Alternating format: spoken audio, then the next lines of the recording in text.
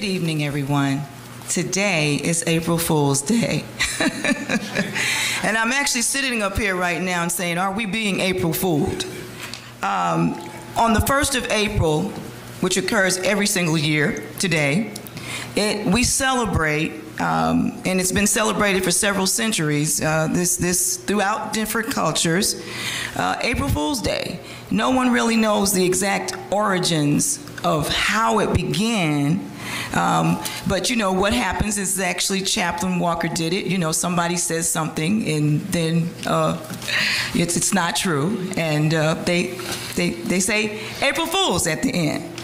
Some historians believe or speculate that April Fool's Day dates back to 1582, when France switched from the Julian calendar to the Gregorian calendar.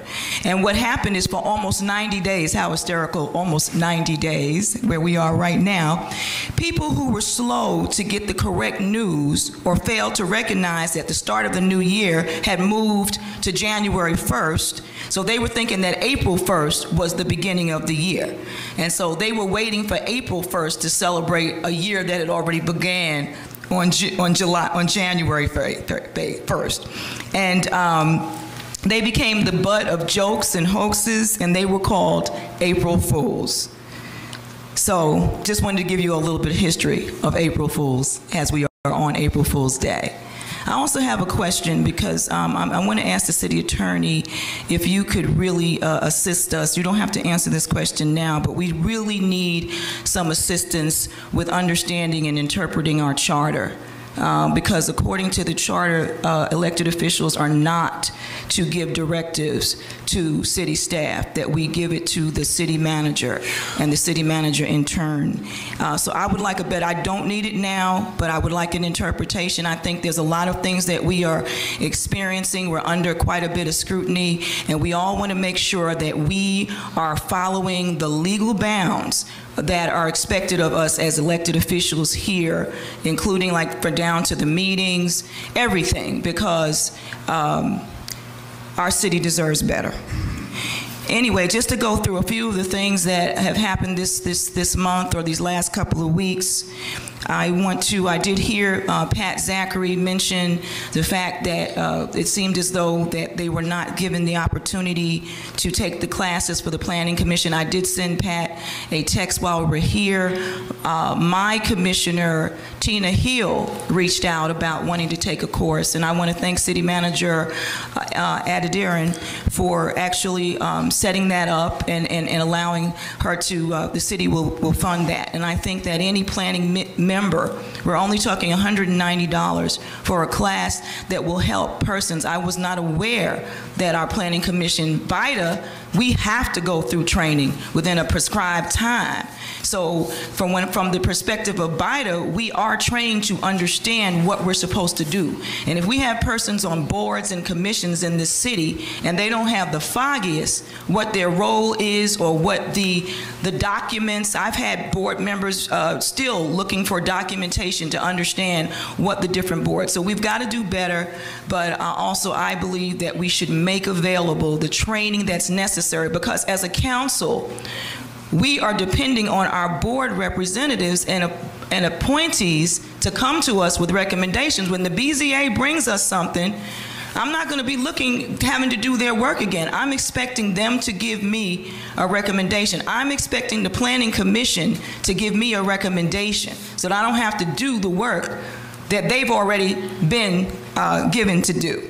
So I heard about the cleanup of the Brady Trail, and Karen, that is something we're going to focus on, because John did a great job in getting that trail to where it could be walkable, beautiful, and I know that this is an off time of the year, but I am requesting that, you know, Dr. Adediran, that we look into the Brady Trail, and whatever needs to be done, we want to, one of my objectives is going to be beautifying College Park. When we dedicated, or we cut the ribbon on that mural on Virginia Avenue, it was just amazing. And just looking at the beauty, this is a beautiful city, and I just see murals, I see artwork, I see cleanliness, all the things that we think of when we think of beauty. That's what I'd like to see in our metropolis. I had the opportunity in the last 2 weeks to share with some amazing fifth graders at Fieldwood Elementary School. That was on March 19th. I went to class, and the funny thing was, as I started speaking to them, they wanted to know what I do as an elected official. I don't know if I messed up. By the time I finished, none of them wanted to be an elected official. So that's just kind of funny. It's a hard job. If it was easy, I guess everybody would want to do it. And then when they heard about the pay, they just couldn't believe that you do all this stuff. So, so it's lower than minimum wage. So I attended a recycling meeting on March 21st, and again, that is one of my perspectives. I really want to see us really take care of the planet over the next 4 years. That if nothing happens, I want to do things that bring clean energy to our city, that make sense on our Main Street corridor. I want to thank John Duke, who's really kind of become a big brother to me, and just the advising, and we got a lot of work to do. And I would invite anybody that wants to see a beautiful city, please reach out to me. Let's do this thing together. Let's take care of our city together. Of course, we know that I did attend several, 2 town hall meetings, one for Councilwoman Arnold, one for Councilman Gay. We also attended the Minority Business Awards banquet on the same night as Councilman Gay's meeting. Favor House had a wonderful food giveaway at the Tracy Wyatt Rec, and I'm sure that Councilwoman Arnold will talk more about that. She sponsored that or hosted that as well, and just grateful for the amazing things that are happening. We had Keep College Park beautiful. We had our citywide cleanup last Saturday. And we don't have the numbers because we didn't keep up with the bags that were collected, but I know we made a great dent in our city during that time. Also, Nexus Church, under the leadership of Pastor Harris, they had their opening service on Palm Sunday. I was able to attend that. The place was packed. That church is on Main Street, right where Spice, I think, Jerk House is, across the street from there. And there were cars all up and down the street. And we're just happy about new ministries, new projects, new initiatives, people wanting to come to our city. And that's it. I'm not going to get into too much today. I think that I've shared enough, but it has been an honor and a privilege to serve the great people of Ward 1 in the city of College Park. This is my 91st day in this seat. Maybe it's 92. I'm starting to lose count.